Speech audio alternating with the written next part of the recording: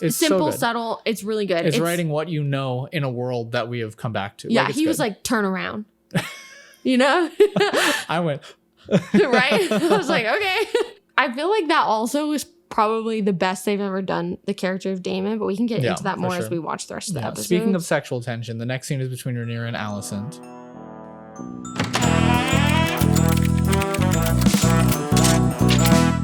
Hi everyone, I'm Madison. And I'm Alex. And welcome to the Writer's Room, where we analyze media in various forms and tell you why it works or why it doesn't. Today we are starting with the pilot episode of House of the Dragon. The title episode is called The Heirs of the Dragon. Are you ready for a 1-minute summary? Yes. All right. Ready, set, go. We open on Westeros almost 200 years before the Game of Thrones series of the prologue, where King Jaehaerys is deciding who will take the Iron Throne next. It's between Rhaenys Targaryen, the oldest descendant, and Viserys Targaryen, his oldest male descendant. Rhaenys being a woman, King Jaehaerys claims Viserys as his heir. Fast forward 9 years, we see Viserys' daughter, Princess Rhaenyra, flying on dragon over King's Landing. We meet Alicent Hightower, Rhaenyra's best friend, Alicent's father, Otto Hightower, the Hand of the King, and the rest of the small council. 30 seconds. We also meet Daemon Targaryen, Viserys' younger brother, who is loathed by Otto Hightower and very close with Rhaenyra. Viserys' wife Emma is pregnant, and the council is planning a tournament to honor Viserys' expected heir. At the tournament, Emma goes into labor. 15 seconds. The baby is breached, and the maesters perform a C-section on Emma, saving the child, Emma dying in the process. We cut to the funeral of both Emma and the child, who passed away the next day. A small council meeting is called by Otto Hightower to confirm the line of succession, claiming Daemon should not be the heir. Viserys is outraged that his advisors should use this tragedy for political gain. Daemon, eavesdropping, goes to the brothel where he makes a speech claiming Viserys' child to be heir for a day. This angers Viserys, who sends Daemon back to the Vale to be with his wife. Viserys tells Rhaenyra the prophecy of A Song of Ice and Fire and claims her as his heir. All right, a little over a minute, but it's a thick show with a lot of stuff going on, so it makes sense. Okay, quick spoiler warning before we get started. We do reference this episode, a few episodes in season 1, the books Fire and Blood, A Song of Ice and Fire, and of course, the TV show Game of Thrones. If you don't want any spoilers, you should go watch House of the Dragon and then come back here and listen to our episode. You've been warned. So even though we have read/reading the book, I want to sort of make aware that I want to talk about the show as a show. It doesn't need to do exactly what the book does. It doesn't need to stay true to the book. Certainly some things will be the same, but I think both of us, we want to make sure the show as itself is a good product. Without reading the book, it should still be good. Yeah, I think especially because it's such a dense piece of material, I think it's important that you understand it without reading the book. I will say though, we've watched this one time before. This is our second time. It's been like 2 years though since we've watched it. We watched it as the first season was coming out. And we started season 2 as well. So I feel like on the rewatch, it was a lot more clear and I could follow the plot more because I knew who the characters were.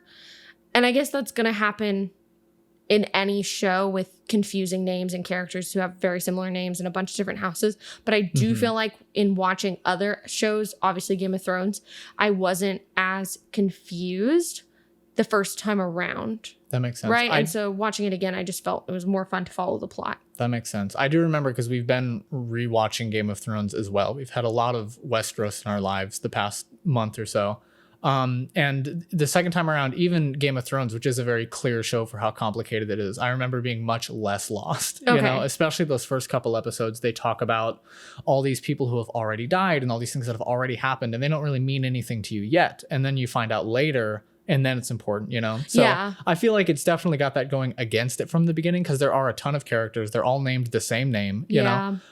So yeah, second time around, it's much more clear. So I don't think that's a point against it, but just something that we were aware of. Yeah, no, I agree. Let's talk about the opening. Sure. Okay, so it starts with a prologue, which I actually think was really cool. I liked the idea of this starting when we were naming who the heir was going to be, because that's obviously like the whole point of the series going forward. So I thought that was really fun. It sets up Rhaenys' characters. I even like the voiceover.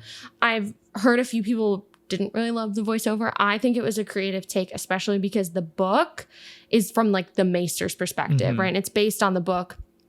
And it kind of tied those two in. I liked it. I liked that it was Rhaenyra, older Rhaenyra, Emma Darcy, who was narrating. I thought it really worked. I kind of even thought that would have been really fun in the rest of the season going forward, which we never see that again. Yeah. Right. I've never seen that again No, through I even don't first think or so. second season. Yeah. I think it was just really succinct. Like I in the after episode, the producers and showrunners, I quoted them in my notes. I love a prologue. And a good prologue is great. Like it's such a quick way to get a lot of exposition out, you know, because in the medium of film, you want to show, don't tell, obviously. But when you have to sort of set the stage, right? A lot of people haven't been in this universe in a long time. It was 11 years, which is actually Exactly. really cool to be. We watched Game of Thrones later, but for a lot of people on Reddit were very nostalgic to start this Game of Thrones again. That makes sense. So yeah, I have nothing bad to say about just a nice in-your-face prologue. Here's what's happening. We are this far away from what you know is happening. This is everything that's already happened, so we can get right into the meat of that story, you know? Yeah. That being said, an issue that I think we both agree on is House of the Dragon doesn't really know where this story starts, right? I think that prologue is very good, but that is a prologue to another prologue and a prologue after that and a prologue. And then finally the show starts and, you know, that gets confusing. But this as an opening was very good. Very fun to watch. On its own, because we don't have another time jump until the next episode. So on its own, isolated, I think it worked really well. For sure. Especially because we're meeting so many characters. We got to see a lot of them in this prologue and understand their importance right off the bat. And it was fun. We got to be in Harrenhal. It was different. I do think this episode looked really pretty. Yeah. And then right after the prologue, which we had the 9-year time jump, and there was even the timestamp, I liked that too. I could see how some people might not, but I even wanted more of that, where it was like in 9 years going forward, this as almost like a history book. It's sort of like a fancy textbook when you're reading the book. It sort of like changes the perspective, right? Because the book is from a person in the universe's perspective. And starting with Rhaenyra narrating, it feels like it's Rhaenyra retelling these events to maybe her children or her grandchildren or something like that. So you understand immediately that regardless of what happens, she is the main character, right? She's the protagonist of the story. And I also like what we were saying, very obvious exposition. It very obviously sets up that this is a story about the women in the show. Yeah, I do agree. Which and I by thought was cool. setting up Rhaenys as important and being skipped over. Yeah, specifically the patriarchy of the universe and how it is going to be about all the women in their various ways dealing with that. Yes, I do think that was strong.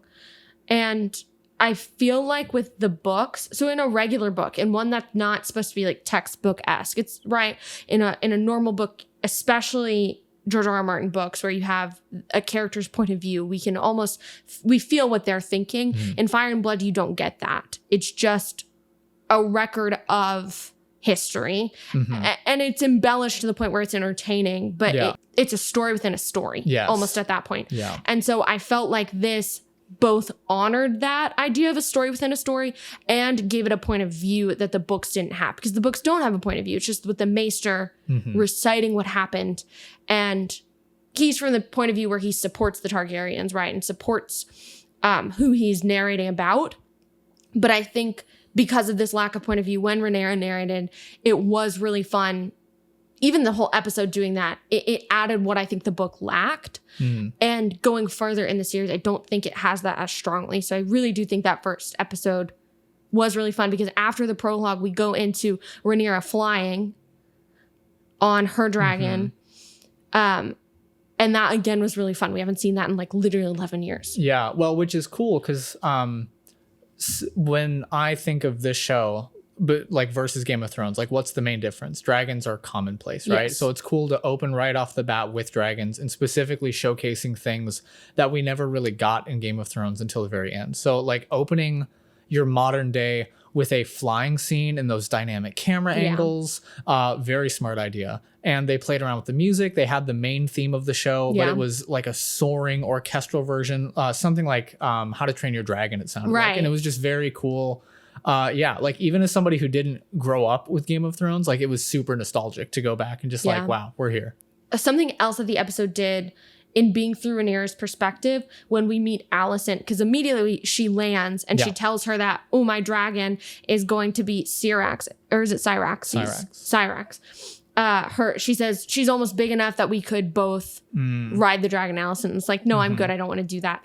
And so we immediately set up that they're friends and that probably Rhaenyra really, if you're going to let someone ride your dragon that you've bonded with and you're saying that, that's probably a big deal. So we get a strong idea of how much Alicent means to her, Rhaenyra, which is a change from the book. A little bit. Okay. Rhaenyra is younger and Alicent is older. So they did change ages in general, which I actually do think was a risk that paid off. I think it plays well, yeah. I feel like in the books, it's kind of Rhaenyra v. Aegon II. And with the series, they really chose to go at the angle like Rhaenyra v. Alicent. Yeah. Which I think was actually really fun. Yeah. When again goes back to that theme of this is about women. Yeah. Right. Which is very cool. Something about that scene. So like they land, they talk. And I do think that was, again, a really good example of immediately, okay, these two are friends. They've had a history. They know each other really well. And that is something that I was sort of expecting in the Game of Thrones universe. I think anytime they can say things as quickly as possible, they normally do. Yeah. So like that relationship was established really well. Something that I think was done less well was the scenes immediately after. So we saw them walking through the Red Keep, and there are these big swooping shots of like the giant halls and these big roofs and things like that. And I get it, like it's very nostalgic to be back in these places, but I remember thinking there was about a solid minute of no talking and also no story happening. Yeah. So after we met that friendship, immediately the momentum stopped, right? And I think we went into like a court scene or a small council meeting after that. So we went from a minute of not learning anything to a couple minutes of boring chatter, you know? And I think that sort of was the first like, ugh, I wish they would have done something different with that. Here's what I feel like maybe what would have been cool is in the world where dragons live, they change absolutely everything. And so I do think it was fun to see the Red Keep and to see this world again. But I think what maybe would have been more fun is how can you show me how it's different? And they do that with seeing the dragon pits. We see that. Yeah. That's something that was like in ruins in the Game of Thrones. In really the last episode, that's where they did the meeting with Tyrion where he declares Bread of the Broken, which we didn't do spoiler warnings, but we'll go back to that. But we see that in the last episode of Game of Thrones. So it's fun. That's where Rhaenyra lands. That's really fun. I think if they would have kept that going. So even the things that aren't in ruins, how are they different because dragons exist in this world? For sure. I feel like in general, that would have been a lot of fun to see. Yeah. Or even, another chance, Rhaenyra and Alicent could talk a little longer. We could explore their relationship. Something I wrote down was, in Game of Thrones, establishing shots are usually pretty short in actual length, like it's a couple seconds. Well, also, they're gorgeous. They're gorgeous, absolutely. Beautiful, and I do think a lot of the shots in this episode were very pretty. Like I think they checked that box. I do think what they have going against them is a lot of Game of Thrones is outside. A lot of it is these beautiful landscapes, and it's a lot harder to make a gray building look gorgeous. Yeah. But what I wrote down, a gorgeous establishing shot, usually pretty short, but it also, anytime we establish something, it's usually a character learning something, not just us being in a place. Yeah. Right. And what I wrote down, what really stuck to me the second time I watched Game of Thrones was Arya seeing when she was with the Hound, when they got to Walter Frey's place for the wedding, and she saw the Stark banners, right? So it's not just, we're in this place, and she knows that her family's there. Which is a huge deal, yeah. Which again is just that economy of how many things can we show as quickly as possible, right? So, and I don't mind a few like swooping shots of places I've been, and like you said, the dragon pits, I just felt like that was a little long. Yeah. Which again, like just something that I noticed both times watching the episode, but small thing so far. There was a lot of Easter eggs in the episode, which I think is fun. Okay. A lot of things that you might not have gotten. So like when Emma was talking to Viserys when she's in the bathtub and she starts talking about how Rhaenyra thinks the baby's gonna be a girl and she wants to name it Visenya, and she's already picked out an egg that looks like Rhaegar. Yeah. Right. So there was a lot of Easter eggs like that in the episode, which I think are really fun. That's for fans who are really in depth in the show. But I do think more things that weren't just for the people who are diehard fans would have been helpful, which it goes back to what you're saying, how just seeing the Red Keep is fun, but I think showing the world more is important. So what I would draw a parallel to would be the small council meeting. I have a hard time naming who's on the small council besides Corlys and obviously the king and like Otto, right? The other people, the maester, for sure, the master of coin, right? I don't know. In the second episode, he had that conversation with, which we'll get to the second episode, but I didn't know his name, right? Yes, so, yeah. But if you're comparing that to Game of Thrones, where Maester Pycelle versus Littlefinger versus Varys, I can heavily remember who all those people are. Couple minutes of meeting them, right? You know exactly what they are. Even Pycelle, Varys and Littlefinger are like huge to the plot. Varys actually, honestly, not so much. Even up until later. Very behind the scenes. With exactly. Everything. And so I really know who all those people are. But I feel like on House of the Dragon, we had been introduced to so many characters up front. And it was a lot harder to latch onto their personalities. What I would guess part of that reasoning being is, again, it goes back to the source material being almost a textbook where we don't really get a lot of their personalities. You might get this idea. Maybe they say, oh, this person is fierce. So this person is like this, but you don't get a lot of their inner workings. And I think that was missing in House of the Dragon. I would have loved to, if I'm introduced to a character, I want to know what they're all about. I agree. I think the small council meetings are sort of the perfect study in what makes Game of Thrones work and what makes House of the Dragon not work at times. Because I completely agree. I know Otto because he comes in and he's supposed to be the brooding, the villainous, trying to corrupt, and that's cool. Like, there's a place for that. You got that. You got Corlys, because Corlys is just really cool. I just like Corlys a lot, especially whenever he's with Rhaenys, like their chemistry together. I actually think so good on screen. They were so well cast, and I didn't think that the first time around. I was playing catch up almost. This time around, I got to really understand the plot, and so when I was watching the actor and actress playing Rhaenys and Corlys, I loved them. I fell in love. Even the scene in the tournament where they're kind of just like shit talking it and talking about how these knights are so green. They don't know what they're doing. I wrote that down because I have a lot to say about that scene. Okay, we can wait and come back to it. Back to the small council scene. Another thing, like, again, establishing the characters, and something I really noticed rewatching Game of Thrones is nobody was funny. Oh my gosh, yeah.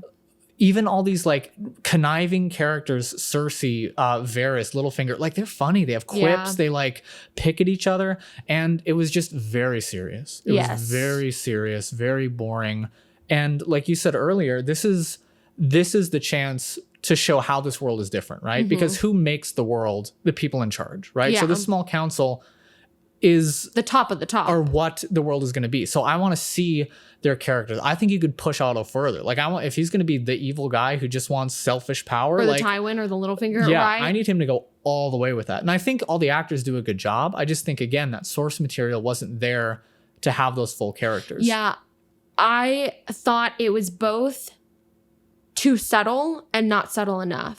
So what I mean by that is, yeah, exactly. All these characters, you kind of get an idea. We're like inching at them. Like, we kind of get that Rhaenyra doesn't really care for the system, right? When she rips out the page in the book and she's like, fuck the Septon. We get that. Or fuck the Septa. We get that. We kind of get that Alicent is maybe a little bit conniving, but also she's ripping apart her nails, so she's anxious, right? Like, we kind of get that. But that they really laid on thick that, like, Daemon is Daemon, and he's going to do what he wants, right? They laid that on thick.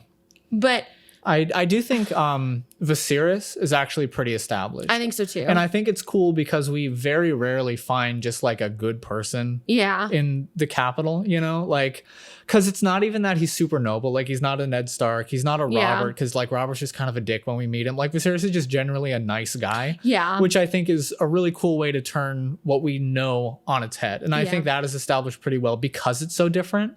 So these other characters need to work that much harder to make them memorable, Yes, I agree. And then in a lot of the scenes, so the big thing about Game of Thrones, it's literally called Game of Thrones because that's what it is you're literally playing a game. With every conversation you have, there's about 3 levels going on.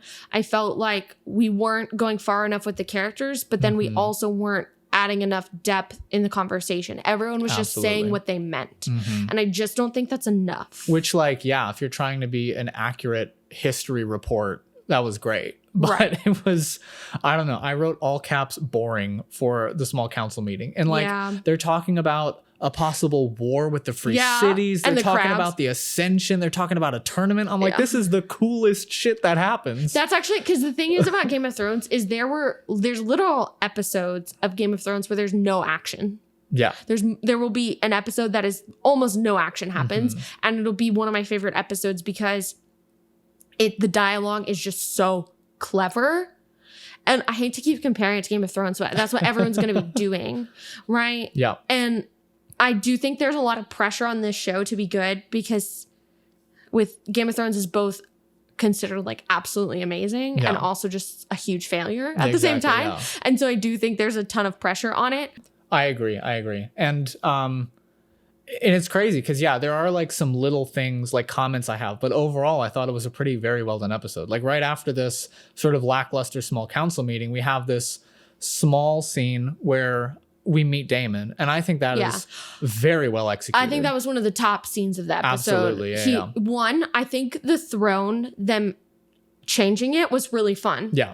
I think that's a great way to show the world being different. Because even in the books, it's even grander than that. It's like 40 feet in the air or something. It's like a whole staircase you have to ascend to get to the throne. And so I just think that was really fun. Yeah. Well, really and I mean, to open up the first time we see Daemon, he's sitting on the throne. He's committing an act of treason. I absolutely know who this guy is, right? And the knight is horrified by it. Absolutely. And we get Rhaenyra again, Rhaenyra being this lens of the pilot. We see her being like, oh, Uncle Daemon, right? That's intriguing of him. She doesn't really, she's not caught off guard by his literally treasonous action. And again, like a comparison, the first few episodes, we see Littlefinger eyeing that throne down. Yeah. Right? And for Daemon to like literally just show up after just not being around, not going to council meetings, just sitting on the throne, that's great. Like that's showing me character right off the bat, added with beautiful shot composition. There was a tracking shot between the pillars. It was gorgeous. It was great. He's like in shadows the first time you see the throne. That was really, really good. I would say that Daemon Targaryen is one of kind of the like big bads of TV, right?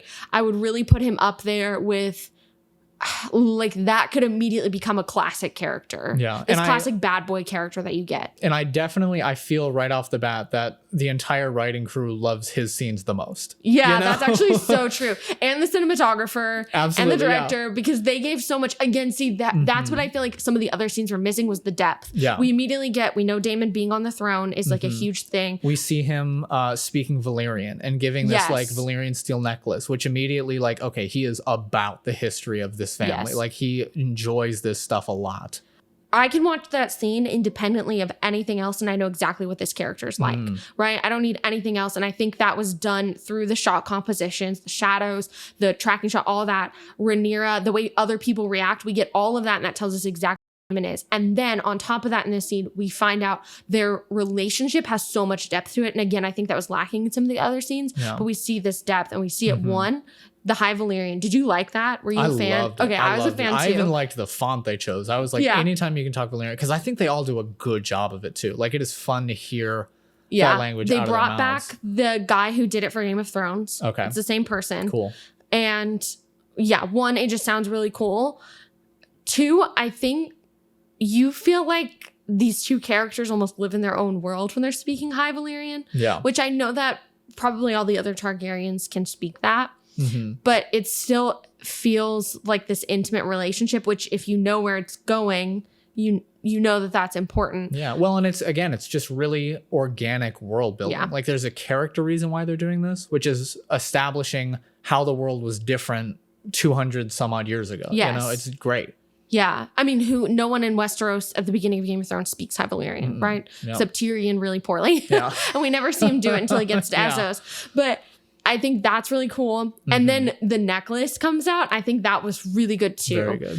And he takes off her gold necklace and he puts on this Valyrian steel necklace on her. And it's like very sexual. And you're kind of like, I mean, you know what you're getting into with them being Targaryens, but if you don't know the book, you're like, wait, am I supposed to be rooting for them? Some people were absolutely rooting for it. Yeah, some people you can buy Etsy fan art of the two of them. And I say maybe hold off and wait till the rest of the show because if they're going with where the books go, I feel like you're not going to be a Daemon Rhaenyra. You're not going to ship them by the end of the books. I don't know. Who knows? To each their own. They're also related. Okay. What I was saying was, I think the necklace is also a subtle way that really hinted at them having a really not, it's platonic-ish. And you get that from... There's something there, for sure. Exactly. She's really young. Yeah, she's like wanting more. She's like a thrill seeker. She's riding dragons. She wants more, so this is like such a good rebellious. Yeah. And it's good. It's teenage girl. It's great. It's simple, so good. Subtle. It's really good. It's writing what you know in a world that we have come back to. Yeah, he was like, turn around. I went. Right? I was like, okay. And so I feel like that also is probably the best they've ever done the character of Daemon, but we can get into that more as we watch the rest of the episode. Speaking of sexual tension, the next scene is between Rhaenyra and Alicent. Okay, yeah. And I wrote down, again, really fun, creative opening. Like they pan out of this tree, gorgeous leaves, and like sitting, reading a book, and that's cool. Well, she's like quizzing her. Yeah. But it's just like, again, like it's such a creative way that didn't distract from what was happening, but like visually, especially after being in that gray throne room, that like beautiful orange and yellow, it was just good. It was really nice. And what I think worked about that scene, so I do think episode 1 helps us understand their character motives. I do wish they laid it on a bit thicker. Yeah. Because Daemon's, I think, should have been the blueprint for the rest of them. I knew what Daemon's character was after this episode.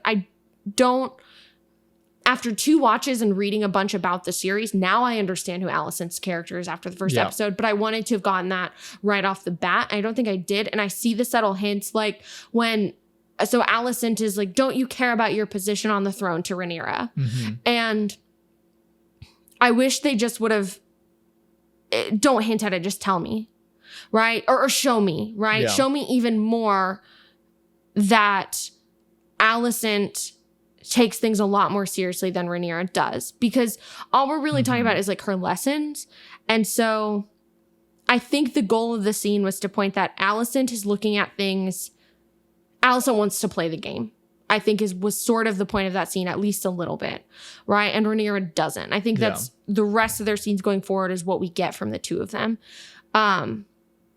I just wish it would have been a little bit more obvious. Because all we get is Alicent saying, one, you have to know what these are. It's important that you know what these are, and Rhaenyra not caring. And then Alicent saying, doesn't your position for the heir matter? Doesn't your position for the throne matter? Or something along those lines. And Rhaenyra's kind of like, no, it doesn't. And she rips the paper out of the book, right? So I don't think we get enough nuance or depth about who they are. We get it subtly, but I just wish it would have been. Yeah. And I get like it's a hard place because, again, we're starting and then we do another time jump and another thing like that. So at this point, I can buy that Alicent is not like gunning for power or anything. But we do know that Otto is, right? So if anything, that scene, she should relate a story to like history or something, right? When was another heir challenged and beaten, right? In her own family even, right? The Targaryen line, she could say a story that Rhaenyra's like, oh, I forgot that one or something. Just to show that even though she's not the one vying for power yet, she has the mental things in place that she's been raised to do so. In the book, King Jaehaerys, when he was dying or just old, she would go read to him. Yeah. And I think that I don't think Alicent starts episode 1 naive. I don't think Alicent starts. I think she's nervous because she is young and hasn't really had an opportunity to play this game yet. But I do think she very much knows what she's doing and is vying for power. Now, to contrast that between Rhaenyra doesn't really have to vie for power. She doesn't really, I don't think her being heir to the throne has ever been a huge thing. It's not about power for Rhaenyra. It's about her dad loving her. Yes. But for Alicent, I do think it is about finding this power. I do think that's important from the jump when we meet her. And I wish it would have been more clear. Because now that I know the character, it's clear. Yeah, that makes sense for sure. Okay. The next thing I've written down is the City Watch scene. So it's established that Daemon is in charge of like the City Watch, right? That's his position that's been established to him.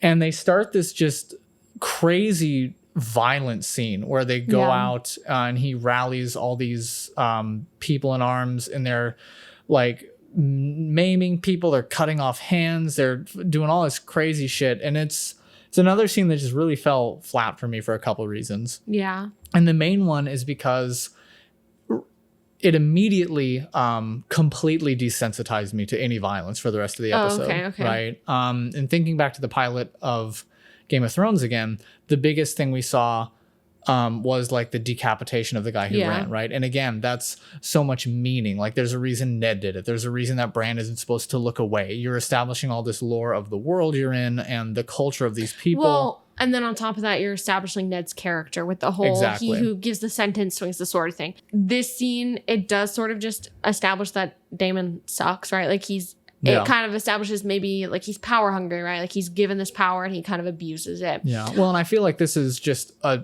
step too much too soon, right? Because we've established, he wants power and he doesn't really respect his brother, even though he's the king. And that's one thing. And then it's like to kill a bunch of innocent people, like immediately, like, I don't know, like that really muddied it for me. Like I do not like Daemon. I don't like it's not even that I like to hate him. I just don't like Daemon at this point. I felt the same way. I literally, after that scene, I was like, am I team green? And I feel like Daemon is one of those, everyone loves like enemies to lovers right now. Everybody loves the like bad boy in TV and like books and everything. Mm-hmm. And I think that's what they're going for, obviously. And I felt like that really could have been Daemon. But I don't know. I wasn't like, ooh, about it. I was kind of like, ugh. That's the thing. Like we've had characters like this in Game of Thrones, but it's not the people that you want to be like your love interest, right? It's like, it's the Ramsay, it's the Ramsay, Joffrey. it's Joffrey. It's not like, ooh, look at him kill those peasants. Especially, yes. On top of it, especially it was a bunch of innocents. Which here's the thing. Mm-hmm. Well, who knows? Like, yeah, maybe they did the crime, but I mean, whatever. It's King's Landing. It's Flea Bottom. It's this place that's like terrible to live in. Yeah, I'll say it was a little like, having watched it twice, it was still a little confusing. I was like, were these criminals or are they just people on the streets? Like It is in the books. He does that in the books. Okay. I was just personally, after watching it twice, I still didn't fully know what was happening. I knew like he took his coats out and they did stuff, but it was, I don't know. I was just like, damn, are we really already cutting off hands and everything? Like it just didn't mean anything, And showing the cut off balls on the right, like they show them. Yeah. So no, I agree. I feel like it was a lot without a lot of meaning, especially because we get to the tournament later and it's like people's faces being smashed in. And and it's like it's whatever. It doesn't matter, because we've already seen literally so much worse, right? But that also goes right into the next scene that I think just doesn't work at all. What? Which is the brothel scene, the first brothel scene of the series. Mm-hmm. We see Daemon after his killing, hanging out with... Makes you horny. Yeah, exactly. Killing a bunch of people. We see him hanging out with his, I guess, go-to whore, which becomes more important later as a character. And we mean whore in an endearing way. We mean whore in the profession. Yeah. And I just thought, in terms of how we've already had good exposition established, like the narration at the beginning is showing characters like Daemon on the throne. This was terrible exposition. The girl just said like, why are you afraid, Daemon? You are this and you've done this. And I'm like, you wouldn't in a really say weird that. Accent. You wouldn't say yeah, in a weird accent. But I thought that was really bad exposition. It was very in your face. Like these characters would not say that in real life. I also, at this point, y'all, I don't care if Daemon feels guilty or sad. Like he's a terrible person and I hate him a lot. Like I don't care if he feels conflicted. Yeah, you shouldn't have done that, I feel... And I guess that's tricky because if you're trying to paint, like he did that in the books, but I guess you don't have to put it in the show. Well, it's just not warranted in the show yet. Like there's not a sensitive side to him that I want to know yet. Like all he's done is not follow orders and kill innocent people. Well, maybe I missed it. Was there a reason behind why he did that? Well, I think he was, again, it's trying to show up Viserys, right? Because the next scene, they have a meeting where they're like, how could you do this? And he was like, I was just committing your orders. If anything, I actually think it's about Otto, right? I think it's Otto v. Daemon, which, again, on the first watch, I didn't really get that as much, and I wish I would have. I wish they would have made it more clear his actions were just to spite Otto. And again, they hinted at it. They did it. His actions did show that. But I just wish it would have been a little bit more obvious to where when I'm watching and meeting all these new characters, I wish they could have made it a little bit more apparent that there is this like bad blood between them. Yeah. And I feel like maybe if it would have been under the, maybe this was their goal. I just don't think it was clear enough that, oh, you say I don't do enough, Otto. You say I don't, right? You tried to let me be all these different things and you think that I shouldn't even have this. Well, let me show you that I do enough. Yeah, that makes sense. It would have been that, because here's the thing. I mean, they're called the Gold Cloaks because that was him. That was Daemon. So he did like rally this and make this a bigger thing than it was. But yeah, I wish it would have had, if it had a, yeah. And I mean, I guess it establishes that they are loyal to him. Like they'll do these horrible things. But again, it just didn't work. Yeah. You know? And the other big thing, brothels, and sex in general in any media, it's not sex, right? It's a power dynamic. Yeah. And Game of Thrones usually uses this in a couple different ways. A character is always like getting the upper hand on somebody else. They're gaining or losing something, or they're finding something out about somebody else. Like it's always more than just what is shown to us. And again, like you said, it was just very much Daemon is sad. She's like, cheer up, you're really cool. And then the scene was over. Game of Thrones always has at least, honestly, and I say Game of Thrones, but like we can throw in any sort of political drama. What makes a political drama good is when there is so much, I want you to think I want this, but the audience understands that my character wants X, Y, and Z, even though I'm not saying it. There's 10 different angles being played in any sort of political drama like that. And this one was really just like everyone's kind of just doing what they want. I'm telling you exactly what I want. And that's not fun, right? Like, you see what I'm saying? Yeah, the first episode, I wasn't really Team Daemon. I wasn't liking him. No. I did think when we get to the tournament, okay, unless you want to talk about something else before that. I'm ready to talk about this tournament. I actually think was really cool. I did like the tournament. I liked the shots. I thought it looked nice. I thought it was bright and fun. It was outside. It was different than these buildings that we're getting. Okay.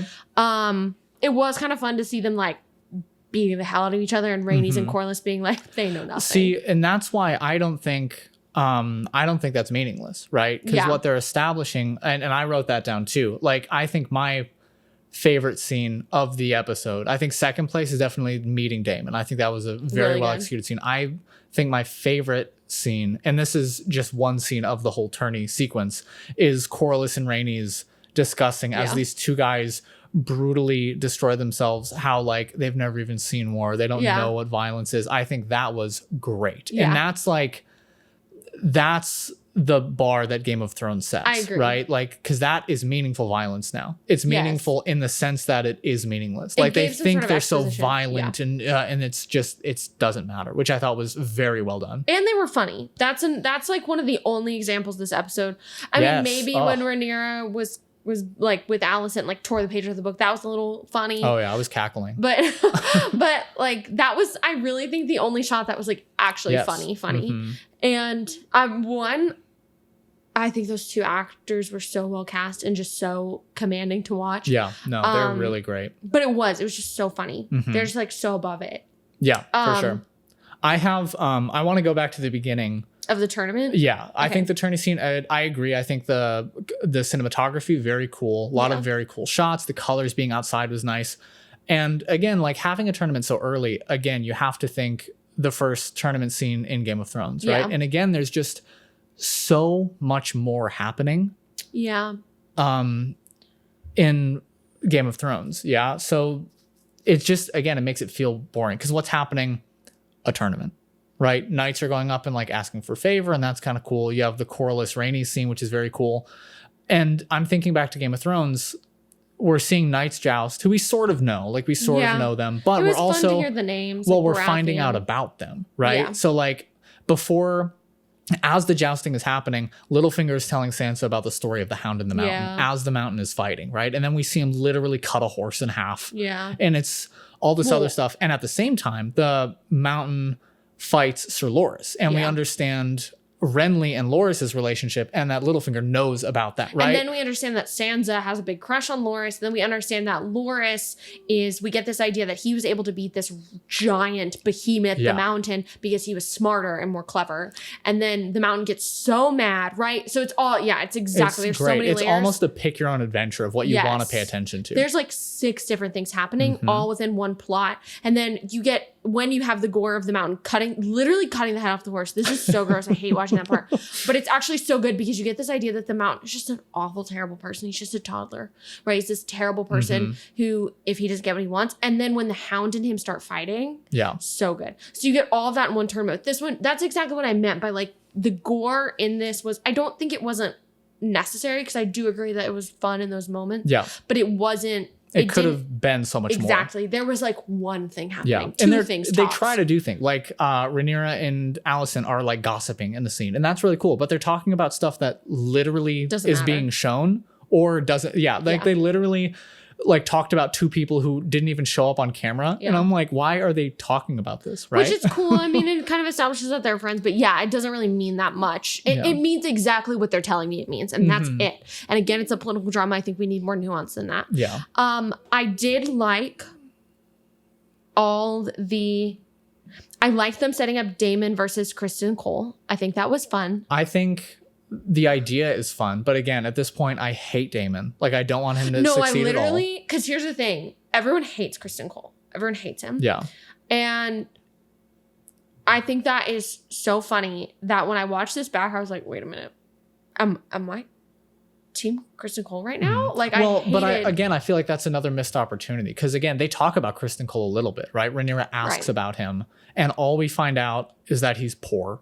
And then he takes off his helmet and Alicent's like, he's Dornish. And I'm like, I don't care about Kristen either. Yeah. So when the 2 of them are fighting, in theory, that sounds great. Especially later on, I want to talk about this intercut with the pregnancy scene. That's genius. That's a genius move. But it kept cutting back and I'm like, wait a minute. I literally don't care at all about this fight. That's funny. You know? So it just, again, a very good idea, a very good narrative idea.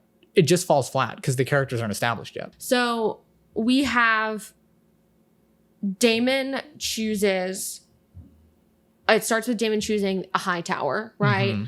Which, because he hates Otto. So he chooses a high tower and then he kind of cheats. He does, He like puts his jousting stick like down. People even start booing him. Yes. Which I thought that's a good way to show his character. I agree. And that was fun. And then after he just in case you didn't know, he's kind of Daemon a jerk. Sucks, and so then after he does that, he goes up and asks for Alicent's favor. And I thought that was good. I was like, ooh. So that was fun. And then you have the whole Daemon Kristen Cole thing. And then at the end of that scene, Kristen Cole does exactly what Daemon did and goes up to Rhaenyra and asks for her favor. And that was fun. To me, that is very like, again, it is sort of like one layer to things. Yeah. But I think it was fun. I think it helped us see who these characters were. Yeah. And I think I remember asking you this. Do we know that Alicent is a Hightower at this point? Like, have we said her last name in the show? It might be in the books, but again, I want to judge it like as a show. Because that implication means a lot. That he picked a Hightower, which would be Alicent's like brother or cousin or something like that, right? Right. Beat him, asked for her favor all in front of her dad, right? That's very cool. And then Kristen beats him, asks for Rhaenyra's favor, and then we don't see Daemon's reaction to that. That's true. And wait, you might be right. We might not even know that Alicent's a Hightower at that point. So again, like, you know, maybe they're leaning on, oh, you've read the books, but like, I don't know. Because I didn't get that the first time around. So I'm wondering if I didn't get all that nuance. Well, because then even if you do know, you're like, why is she accepting the favor? She just like her brother just got beat up or whatever, you know? I don't know if she has a choice. Okay, let's go back to the pregnancy scene. Okay, wait, can I say one more thing about Kristen and Daemon? This is just an idea I threw down. Like, I would have loved the opportunity to, especially because we know the trajectory of Kristen Cole, right? Yeah. I love, even more than I love a character like Daemon who starts out just like evil, right? And you want to like love to hate him, even though I just hate him right now. There's nothing more fun than like a character who you think is really good and then boom, you hate him, right? Yeah. So using this tournament idea, because you're not talking about anything else, right? The pregnancy's happening, so we can spend some time. I would have loved like a Karate Kid style montage of like this poor up and comer beating night after night, and then Daemon's like, yeah, I'll take him out, and then he gets humbled. I feel like that would have been a good way to quickly establish, like, you want to like Kristen by the time they fight, right? Because right now I don't care about Kristen and I hate Daemon, so I guess I'll cheer for this guy, but it doesn't matter. Could Alicent and Rhaenyra be gossiping about him? Yeah, that would have been great. But all they said was like, oh yeah, he's poor, you know? Well, they said, this girl's got a baby under her dress or that's something. Right, yeah. Like, that's all they said. Yeah. Mr. Cornwallis. Yeah. No, that could have been, I agree, actually. Getting more of his backstory, I think, could have added more to that character. But yeah, again, like, ideas are there. I can tell, like, things are happening, which again, I feel is a big hurdle that the show needs to get over, is that when you're taking from history, it's all just plot, right? Yeah. So like, it feels very much that all these characters are just waiting for the next event to happen. Yeah. Whereas it needs to be character motivated things, right? Because the biggest character motivated thing happening is like the crab invasion right now, right? That character's actively doing a thing. Well, that's Corliss's whole thing. So he wants to take care of that, and no one else really cares about it, because it's not affecting them. Can we move on to the pregnancy? Yeah, for sure. Okay. So strap in. I really liked Emma's character. I think the actress did a lot with not a whole lot. Yeah, she had like 3 scenes, and one of them she was being cut open in. Yeah, she was immediately likable, I thought. I thought so too. And I think part of that too is like the costuming and how they did. She was always very light. Yes. And like looked very cute and sweet. And so, yeah, they made her very likable, which she's supposed to be likable. Yeah. I also believe that Viserys loves her. Like they had the bathtub scene, and, you know, again, not a lot of time to establish, but it was done well. I believed it. And I think the scene with the C-section, I did like it. Yeah. I didn't like it. Right? I thought it was well done. Yeah. She said the whole thing about like the birthing bed is our battle. Yeah. Great foreshadowing. I thought that was really good in the show. I think even though you don't really know who Kristen Cole is, I do feel like you feel enough tension from them that I think it worked. I think it did work. I think I remember my first time around, that was, I thought, one of the best scenes when I watched it the first time. I think just the intercutting of birth with like violence is good. Like that's going to work. That's a good tactic to use. I do have my notes later on. I think they used it like that cutting between 2 scenes to imply meaning like 3 times in this episode. Funny. And that sort of weighed after a while, but that in itself, very good idea. Well executed, well done. I literally almost think, I say this, but I did watch it like this through my fingers. So maybe they could, I kind of almost wanted them to make it gorier. Like, because it kind of is, right? They're literally more than people swinging swords. Someone being cut open is gorier. And truly, I think at the end, C-sections are insane, especially under nothing to help. It's really not even that like medically done, right? This is for sure medieval sort of. And I almost wanted it to be even more gory and have even more blood to it. Like afterwards, when she was dead, I was like, there'd be more blood. When you can show fucking testicles burning on a log, that's so you true. Can get into, you know, because again, in the same scene, we talk about Rhaenys and Corlys saying that all this violence at this tournament doesn't matter, right? So intercutting that with like uncomfortable, not grotesque, but like, you know, what does it look like? Like I want to see the bad. Something, you know? Because I'm already so desensitized. We've had 2 hyper violent scenes already, you know? It could have added one more layer to it, being that what she's doing is actually more dangerous. Yeah. And I think that could have been fun. I did really like it on its own, though. That's just kind of an idea. I wrote that down too. I was like, does it work because I don't like Daemon and I don't care about Kristen? And then I wrote, is that the point, that they're being so brave, but it doesn't matter compared to giving birth? So I was having a whole mental episode with the scene. I was still on board with that. That just said, well done, good idea. And it was really sad. Her being like, Viserys, what are they doing? What's happening? That was really, really sad. Yeah. And again, she did a lot with a little. I have heard from a lot of people that it was as if you were pregnant at the time or like had kids, that was hard to watch. So maybe they were straying away from making it more gory on purpose. Yeah. And maybe TV rules or something like that. Yeah. Well, and also it's like women dying in childbirth is a lot more realistic than men dying in a sword fight. Yeah, for sure. So that's probably what they were going for. Understandable. On its own, I really loved it. Yeah. Well done scene. Well done. From our humble opinion, well done. Shout out.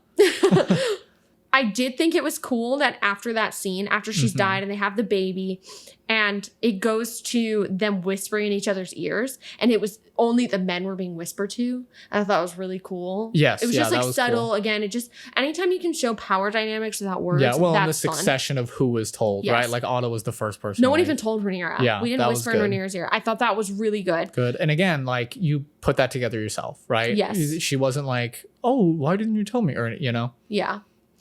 And then we just, after he tells you the baby's name, we just cut to the funeral.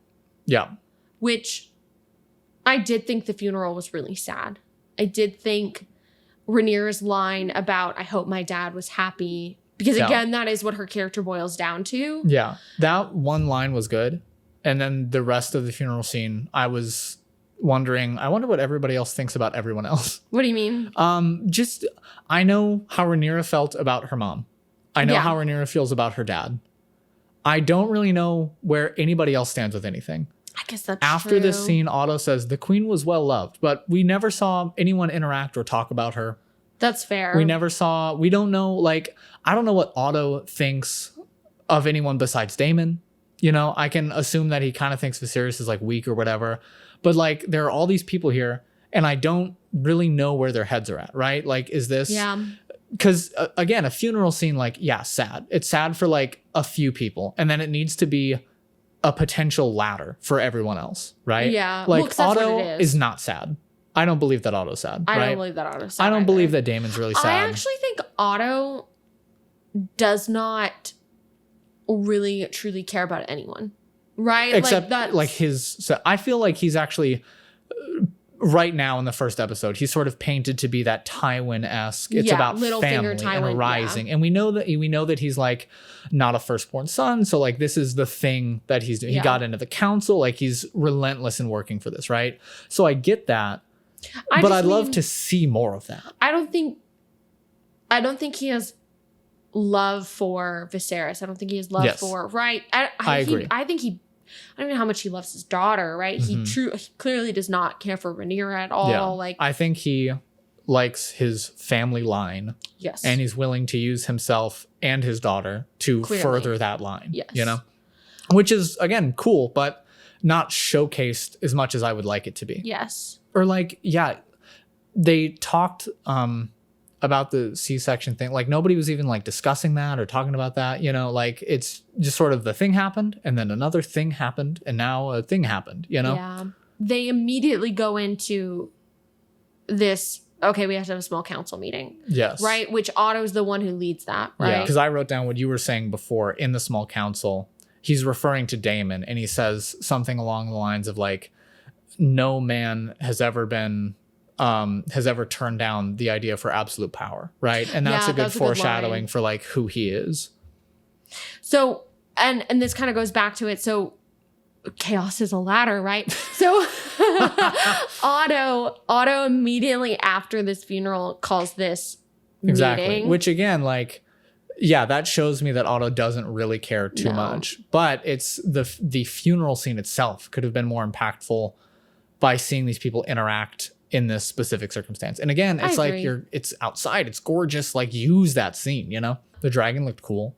Fire the dragon actually did look really cool. I actually think all the the dragon effects in this episode were pretty good. I thought they were too, which kind of has to be in the first episode. So we move into the small council meeting and kind of the whole point is Otto does not want Daemon to be the heir. Yeah. Because Otto hates Daemon. Yeah. And that Viserys isn't having it. He thinks that, I mean, one, he just lost his wife and his child and his heir / heir. And I think you see that Viserys is not about playing the game. You see that Viserys is, I would say, foils Otto a lot. He's almost his exact opposite. Yeah, well, I feel like he almost foils like the idea of King's Landing, right? Yeah. Because everybody on that panel has something to say about somebody, right? It's the idea that everything, that's what I was missing from the funeral scene, is this next small council meeting where everybody's like, all right, this thing happened. How am I going to benefit from it? Yes. Right? How is the realm going to benefit, or how am I specifically going to benefit? And everyone in there see that except Viserys, which granted he was the one that lost someone, but still, I mean, they're all vultures. They're capitalizing for sure on a tragedy, a true tragedy. Absolutely. So Daemon he's eavesdropping on this small council meeting, which is kind of funny because like he's invited. Yeah. Actually, if you think about it, right? Yeah, like he's a part of the Gold Cloaks, or he's the commander. It establishes that Corlys will like speak highly about him without him. So like I get that. Yeah, because Corlys did stand up. It is funny for though. Daemon. Like we just see him like ha ha ha ha behind like a wall. Yeah, he does the like. You know, and again, like maybe we're supposed to infer like maybe Otto didn't invite him, right? And yeah, he just maybe knew about it. But regardless, that was fine. So he basically says, we've got to figure this out. Daemon cannot be the mayor. Here's another Easter egg. He calls Daemon another Maegor the Cruel, which I thought was fun. That's if you know the books, who he is. Shout out Maegor. And Viserys again is like, Daemon's my brother. That's not going to happen. I like seeing actions having consequences. I think that's something, I hate to bring it back to Game of Thrones again, but like obviously, I think that's something Game of Thrones does so well is your actions and your mistakes in Game of Thrones always have consequences, even if it's not immediately after. Yes. So sometimes good. It's seasons Sometimes after. literally. Which I think is so good and so fun because and so, I mean that's hard to write. So hard to write. So I think that was super fun seeing that this is like the chicken and the egg. Who hated whom first, and then who from that made the first terrible move because of it, right? So Otto and Daemon, they keep going back and forth. Again, I do wish it would have been more obvious because I didn't really get that the first time around. Yeah. So when Daemon goes to the brothel and he decides to give that speech and he says the heir for a day thing, and he is so terrible that Viserys kind of decides, okay, yeah, they were right. He can't be the heir. Yeah. So that was fun to see. I didn't get that on the first watch. On the second watch, it was much clearer. Yeah. And they cut to Daemon in the brothel, and that's when he does the whole king for a day cheer thing, right? But I thought this, while still I don't think Daemon as a character is fleshed out enough yet, I do think this is a much better use of the brothel scene, right? Because we can confirm, like we can in our minds, we see this council meeting and it's very like down to business. And then we cut to this lowly brothel, which is like, that's how everybody thinks of him. I mean, people call him Lord of Flea Bottom, right? Yeah, right. So I feel like that was a good use of this other location we have, right? We're placing Daemon in the place where everybody associates with him, which is good. Like that's good storytelling. Yes. You know, he's moping and then he, out of jealousy does the toast thing. And I wrote down, he's the suave, jealous, selfish character, but he just gets angry and doesn't plan ahead, which I thought was really funny. Because he makes these big moves and he's the king's brother, right? So he has like, if anybody's going to get away with the stuff he does. And especially I feel like, because Viserys does truly love Daemon. Yeah. And I feel like that's almost a detriment to his character because at this point, he just gets upset and gets angry at things. So I don't think of him as somebody who plans ahead. I don't think of him as this big bad character, right? Because if you're going to be a big bad in Game of Thrones, you need to be the smartest person in the room. Which I don't know if that's what he's supposed to be. I think he's, and I don't think that's a bad thing. I like him not being this evil, manipulative character, and this instead he is. That's why you can't trust him, because you don't know what he's going to do because he's not planning ahead. Yeah, but it's even that I just isn't established enough. Like I think there's a few different branches to hang on to, and I'd like it more solidified at this point. After having 3+ scenes with Daemon, I should know, at least right now, right? He can change, but right now I should know who Daemon is. I agree. Especially, I think his is the easiest to make full, right? Make his character full. I think his is we've had lots of characters like that before. Yeah. The blueprint's there for that one.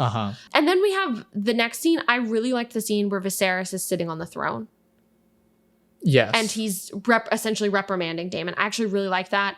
I think this would be another Easter egg. He's holding Blackfire, the ancestral sword, right? Yeah. Good tension, good dialogue. I thought it could probably be a little shorter. The pacing was like a little But I thought the cinematography was cool. We see Viserys looks important with the angles of the camera.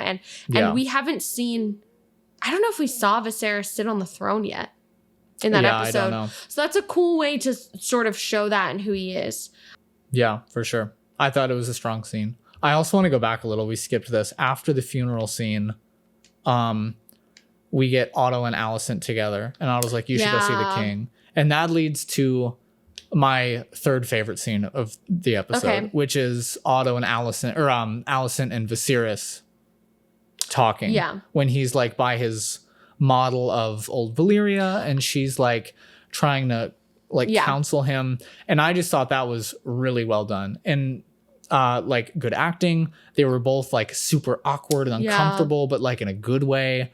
It was very well done. And again, it's not like the actual words being spoken, you're not getting a lot. But because these characters are established enough, there's a lot happening. And I do think it was successful with, because this is the scene where he like tells her what to do, right? He tells her go read to the king and comfort him. He says something like, you would visit the king tonight? Or what he said, it was good. It was good. And then he ends it with wear your mother's dress, which I think that is such a clear way to establish Otto. That's his dead wife.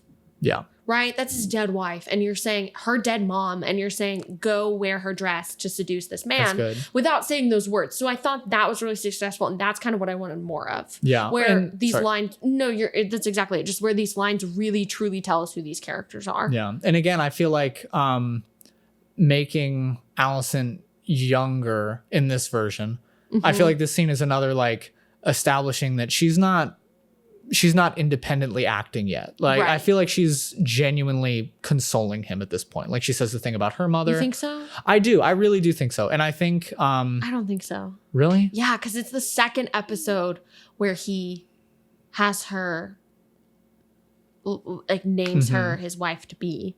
I guess that is true. But there's also like a gap between, but we can talk about that later. I think at this point it's like I feel like Alicent is gaining traction, but I feel like these are all Otto begun tasks. I feel like Otto's manipulating behind the scenes right now. You know what I'm saying?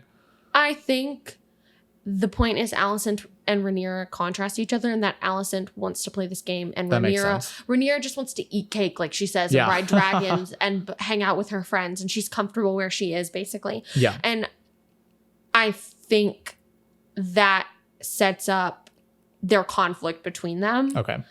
And so I really do think that she knows. I mean, I think that's the point of her like picking out her fingers like that, is to show that she's uncomfortable, but she's doing it anyways, kind of thing. Gotcha. And that she really cares about making a good impression. I think that's the point. I really do feel like she knew what she was doing. Okay. I agree. I think she knows, but I don't know. She's not like a Cersei yet, right? No, like I don't think so at all. She's like Marjorie when she started doing stuff is what I'm like kind of she's new to the game, so somebody's like telling her thing, but she's learning is like. No, I agree. I think you're right. I don't think she would have gone there unless Otto said to do it. But she still went there. Yeah. And she still stayed there, and she still wore her mother's dress. Is cool. Again, like it's contrasting. Like Alicent's gonna follow rules until she has the mind to make the rules herself, whereas Rhaenyra's gonna break the rules until she's the queen and makes her own rules. Right. You know? So I think again, just like their planning of making her younger so the two of them are friends is well done. I think that's so well done. And I think it makes it a much bigger slap in the face for Rhaenyra. Yes, absolutely. And she feels a lot more backstabbed by everyone. And I think it was smart to make it feel like Rhaenyra v. Alicent. I think that's so much more fun. I think that's a genius idea. The next thing I have is the candle scene with like Balerian's skull. Yeah. Okay. So the next thing that really happens is him deciding his heir. Yeah. Which we get the scene of them talking with each other. And there's a scene before. There's like a council scene where he says like Rhaenyra is going to be my heir, and everyone's like nobody's going to fucking like that. Yeah. But then we cut to the candle scene, which starts the candle scene kind of because the first half of it is just her finding out that she's the heir, and again, like we know that, so it's like whatever. Okay, I think it was really cool to do this with the candles and Balerion. Yeah, the skull. Cool. I think that's another like Easter egg moment if you're a fan of the books, right? Balerion was like the Black Dread. He was a huge, giant dragon that Aegon the Conqueror, who when he came to Westeros and conquered Westeros, he rode that dragon. I think people like the Targaryens almost look up to Balerion like a god, right? Yeah, like he was huge too. I've seen like size charts, like he's crazy, enormous. And Viserys wrote him. Viserys was his last writer. So Balerion being an Easter egg there, I think that's so much fun. And it just looks cool. Yeah. It looks cool. And again, we've had like people talk about that room in Game of Thrones. So it's cool to see that room in its glory. Okay, I have a question. Yeah. Are you a fan of them? Because this isn't in the books when they bring up the prophecy in the Song of Ice and Fire. I think it's cool. I think if anybody's going to believe this prophecy, it's definitely Viserys. Yes. You know, I think later it has implications that I'm not sure if I like or not. But I think the idea of somebody, because it's, again, I also feel like that just feels right for his character. So here's what I have a lot of thoughts on his character. I do think his character is pretty fleshed out with him being kind of this happy-go-lucky guy, is not super interested in politics. No. He's a friendly, nice man. It said in the books, people liked him, right? Yeah. He's well liked. I think the actor, I think his name's Paddy Constantine. I think he does such a good job with that too. But I agree. Something that I wish could have been played up more. Mm-hmm. So I think Targaryens in general, I mean, you see this with Dany. When we hear past stories with like Dany's brother Rhaegar, you see this. I think Targaryens are kind of self-centered, and they are because the world revolves around them, right? It does. They're gods. Exactly, right? I mean, they have this thing that they are closer to gods than men, right? And so I think that's really funny, and they are really self-centered, and they look at themselves as like being special. That's why they continue breeding with each other, because they think only their bloodline is like pure enough to continue. Sure. And a lot of that goes back to this prophecy that we get. If you're not like a book reader, you wouldn't get this. Yeah. I wish it was played less like Viserys is kind of like kooky, and a little bit more that he was obsessed with his prophecy. Mm-hmm. And I wish they would have sort of connected those dots with his whole model, his 3D model that he's built of Old Valyria. Mm-hmm. I wish they could have just in more ways connected those dots and showed us that he is obsessed with this history and this prophecy and who they were and how amazing the Targaryens are. Because I think he is. I think you only see it in those small snippets. I do agree. I think the prophecy is sort of just thrown out of nowhere. Yes. Which they do say it's like passed from king to heir, right? But exactly what you're saying, he should be enthralled with the history, right? Uh-huh. Which is even more confusing because we know that Daemon is. Yes. Right? Well, and then I think that's kind of just a Targaryen thing too. Mm-hmm. I think we could have tied that in with Alicent reading in the books. If he would have said, read me this book about the Targaryens or something, like I want to hear it, right? But yeah, like what do you know about Old Valyria, right? Yes. And she goes da-da-da-da, and then he's like, I'm gonna marry this bitch. Well, that's a good idea. Maybe because she says something about how amazing Old Valyria was, or the Targaryens are, or something like that. I think we could have seen in more instances. One, it would have made the whole 3D model, I think, more important. I agree. It just was kind of there. Yeah, I liked it. I love a 3D model. Don't get me wrong. I think it was so cool, but I think we could have made it feel important, and it didn't feel important. And I think if we connected it to this idea of the Targaryens' belief, because obviously, right? And then it's those little things. Yeah, I don't know. I don't mind him being like, oh, kooky old Viserys believes in this weird prophecy. But I think that would have been fun because the characters versus the audience are now thinking two different things. Mm-hmm. So if we as an audience see Viserys as obsessed because Targaryen obsession with who they were and how great they are and amazing and how that ties back into the prophecy. Yeah. So we have that. But then the people around him think it's just sort of this kooky 3D model. I think that could have been really fun and added a layer of depth that's not there right now. And another thing about the prophecy specifically and why I think it works with Viserys is the whole reason Aegon went over in the first place was this prophecy, right? Yes. And like the book goes and doesn't say that, which is a cool detail, right? Because it's passed in secret. That's very cool. He sees, or like maybe the dreamer sees it or something like that.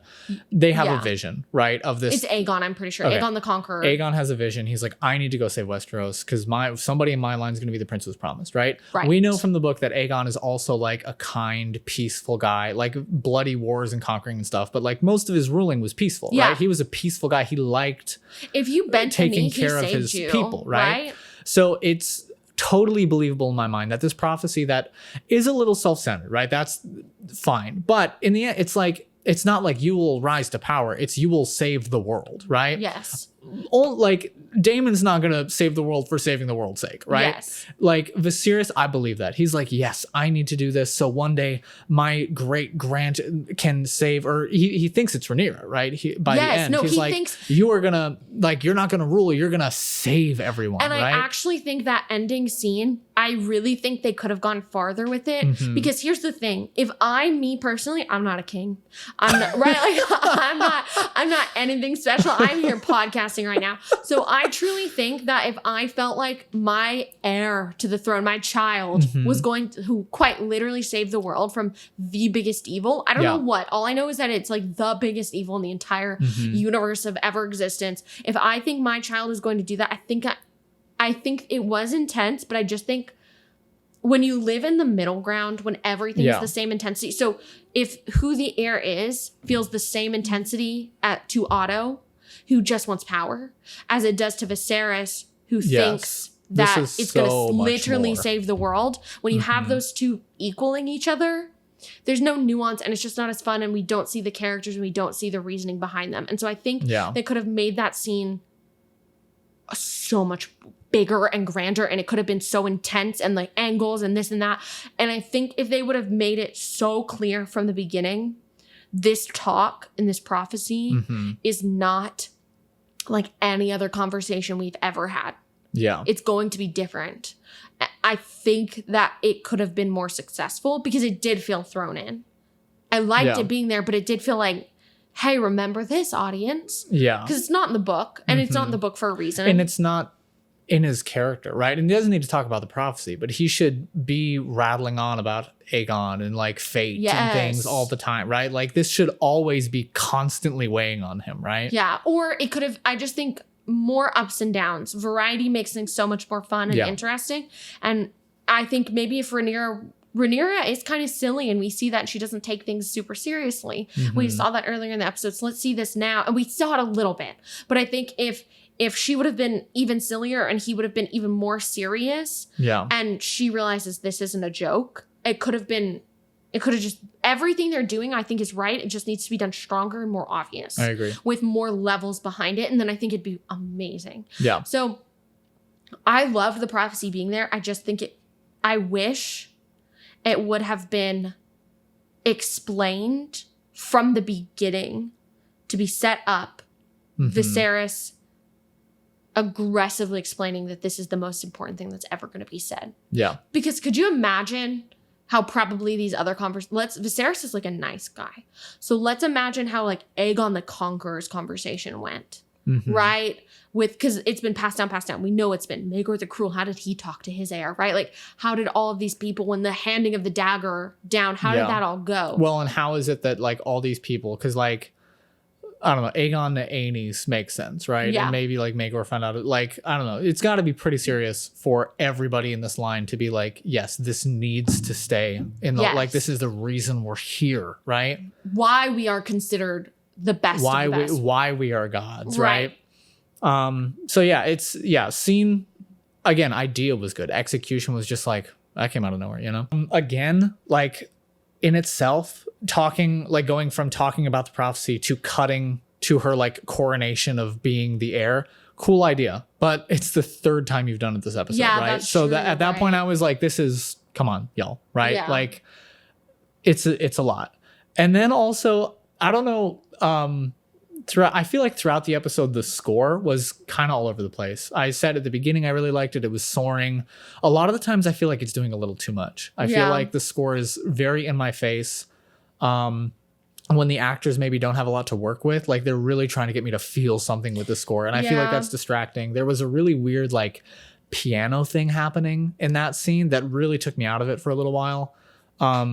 Because what they were doing was enough. Again, like we said, like they could establish it more. But like as somebody who knows what happens 170 years from this day, like I get how important the prophecy is. Yeah. Like I get it, right? You don't need to convince me that this is an epic emotional moment. Like this is important, right? Yeah. So I feel like the score was kind of doing a little too much, and the cutting. So that's all I have to say about that scene. No, I think you're right. I think the end. Well, because they also didn't they cut it with Daemon also getting on his dragon with Mysaria. The whore. We don't know her name yet. But you see what I'm saying? Yeah, for sure. So I think that yeah, I agree. And maybe if it hadn't been done so many other times in the episode, that would have been strong. Yeah. No, by itself, I mean, it's a totally valid technique. They used it correctly 3 times. Yeah, but just it's one too many. It's within 60 minutes, y'all. Come on. So I think the ending was strong. It was fun seeing Daemon. I don't know if we know where he's going. We know later that he is planning to go to Dragonstone. He takes Dragon Egg with him. Mm-hmm. And cutting between the prophecy and Rhaenyra being crowned heir, or even Rhaenyra getting ready with Alicent's help. I think that was all a really fun ending. I think it looked nice in the hall. Mm-hmm. I think the costumes were really pretty, especially what Rhaenyra was wearing. Yeah, I mean, overall, the costumes, the set, phenomenal. Like it looks great. It's really nice. I do feel like they could have played with more color. Okay. Again, I feel like that might be a grading issue. And I wrote this down. Overall, I think the colors and stuff looked nice in this episode, but there were a few shots. But here's the thing. So, and this is kind of like a Harry Potter thing. When you have before war, if you want to see how terrible a war is, I need to see how great things are before. For sure. Contrast is always going to create like richness in a story and variety. Yeah. And so I think if this world, this is a time of great peace, right? And Rhaenyra being crowned and the tournament and all those things, if it was more colorful. For sure. Not even by like a lot or anything crazy, but yeah. Well, even going back to Game of Thrones, like there's a lot of color and just nice contrast in the shots, and that adds to the beauty of those sweeping landscapes, right? It doesn't look like ungraded footage. Yes. Where I feel like this episode isn't terrible at it, but especially as we go on, it just has that current TV look about it where it's just really gray and it's hard to watch. And, you know, people talk about it. It's hard, like it's physically hard to see what's on the screen sometimes. I also feel like if you had a beautiful color of the tournament, if you even had the beautiful, like bright red of like the color of blood in the C-section, and then we cut to this gray, sad, rainy scene of a funeral. Yeah. Right? I think that just makes it so much more impactful when you have the contrast. And so if we had this pre-war peaceful era, if things were colorful, all the outside shots were really green and the sky was really blue and like sunsets and the pink and orange of the sunsets, right? All these things. Even the costumes of everyone in the hall. If the hall is great, then maybe we make the costumes really stand out or something. Yeah. I think that could have just really added to the world building. Anything else? That is the last scene. I think, yeah, overall, we talked about it a lot. I think one of the biggest issues the series has that it needs to overcome is that it is taken from a historic text and not a novel, right? Yeah. Which, again, George R.R. Martin is a great writer. So it's written in a way that is fun and accessible, and it doesn't feel like you're reading a history book, but it is just people doing things, right? So the showrunners, the writers, they need to really understand that and provide those character motivations just really, really clearly. And I feel like sometimes they did and sometimes they didn't throughout this episode. I have a question. Yeah.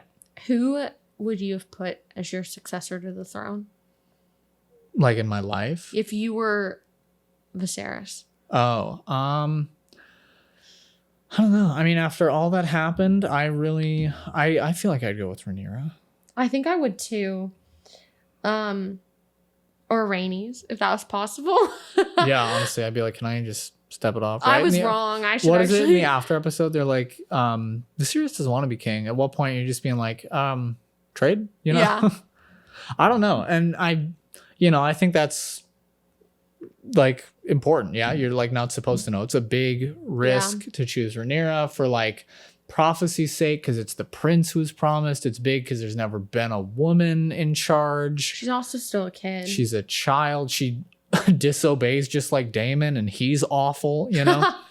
So I don't know who I would pick. I actually feel like I relate to Viserys a lot. I'm a happy-go-lucky kind of guy. Yeah. If I were the king, I wouldn't want to be king. You I feel wouldn't want to deal with like the politics of it. Absolutely not. I feel like I'd pick Rhaenyra. Yeah. Who would you pick? I feel like I'd also pick Rhaenyra, but I think that's just because I really like Rhaenyra and the character. Yeah. Yeah, definitely anyone but Daemon. I agree. They were right. I feel like if it's Otto v. Daemon, I'm team Otto right now. Even though Otto sucks, he's not just killing random people. Yeah. And then we did watch the after episode where they like talk about it, which is cool because it's fun to see like where the creative team's head is at. Yeah. And again, I think it solidifies, I think a lot of their ideas are well-founded. I just think the execution sort of falls flat in places, which I think is only exacerbated by the fact that some scenes really do knock it out of the park. The meeting Daemon the first time, really good scene. The prologue opening, very, very strong. And then it's just intercut with these other scenes that seem kind of thrown in or just like aren't as full. And not every scene needs to be like a 3-dimensional character study, but if it can be, why not? You know, like it's complicated subject matter. It's a lot going on. There are so many people involved with so many different emotions and interests. And anytime there's a scene where it's just what is happening on screen is what is happening, I feel like that's a missed opportunity. We get a little bored. Yeah. I went back in my text messages because I watched the premiere in 2022 when this came out. I went back in my text messages because in 2022, I texted my sister, who at the time was pregnant, and I asked what she thought of the episode. And in my text, I put, on my first watch, it felt like a lot of exposition, but I think that means it's going to be, as we go along, it's going to be even better because this was the lead up. And I do think that still rings true. It was the exposition. It was the lead up. It was sort of a prologue moment. Yeah. But we get a lot more prologue actually going throughout the season. We get a lot more prologue. And I think that does make it less successful. But overall, I think this is actually, I liked the pilot. I thought it was a fun, strong show. It was really fun to just see Game of Thrones again. Yeah, I liked it a lot more than I remember liking it the first watch. Me too. And maybe it is because there's a lot thrown at you and I had a much clearer understanding of what was going on. Well, I know all the characters' names, so I'm not playing catch up. Yeah. And so I think, especially because a lot of the names sound the same, they repeat. We have names that we had from the first series in this one. So I think, I don't know, at a certain point, I'm like, do you just lean into the history element? Do you put where we're at? Do you put a time card do you put characters? Yeah. See what I don't I'm know, because I mean, Game of Thrones is the same thing, but they do it in a very natural way. Like I remember when we watch, I'll lean over and be like, how long do you think it's been? A couple months? You know, and it matters, but not too much that I'm like stuck on it. Like, I don't know. I have more to say about the time jumps in future episodes, so I don't want to get super into it. But again, yeah, it's something they're fighting against. And you know, it's hard, but if you're going to make a show, you got to deal with it, right? Yeah. So I'd rather have it done well. I agree. Is there anything else you want to say? I don't think so. I think we talked a lot.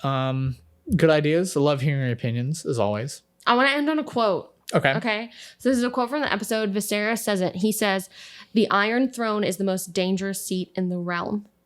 I thought that was a really fun quote. I felt like that really told you what this episode was about. I think this episode wasn't like a crazy quotable episode, but I thought that one was a really fun quote. I like it. For the episode. I like it a lot.